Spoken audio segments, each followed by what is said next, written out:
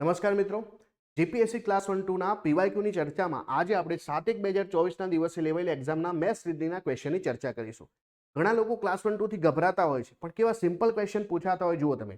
અહીંયા તમને કીધું છે કે જે છે દક્ષિણામુખ મુખ ઊભો છે, તો આપણે માનો કે આને આ નોર્થ માની લઈએ, આને સાઉથ માની લઈએ, આ ઈસ્ટ માનીએ, આ વેસ્ટ માનીએ. તો જુઓ શું કીધું છે કે ભાઈ વ્યક્તિ જે છે આવી રીતે ઊભો છે કે જેનું મોં જે છે દક્ષિણ તરફ છે. હવે તે જમણી તરફ જે છે 20 મીટર ચાલે.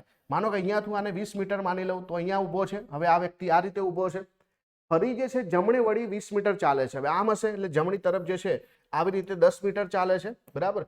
પછી પાછો જે છે ડાબે વળી 10 મીટર ચાલે, તો ડાબી તરફ આ થશે એટલે 10 મીટર અહીંયા આવશે.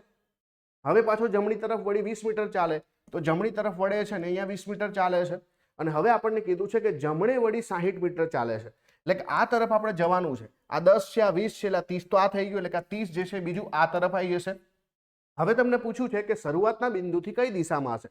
શરૂઆતમાં આપણે અહીંયા હતા, આ આપણી જે છે નોર્થ છે, આ ઈસ્ટ છે, તેનો મતલબ કે આપણે નોર્થ ઈસ્ટમાં છીએ, એટલે કે ગુજરાતીમાં કહીએ તો ઉત્તર પૂર્વ દિશામાં છીએ આપણે. તો શું આવશે? ઉત્તર પૂર્વ દિશા આપણો જવાબ આવશે.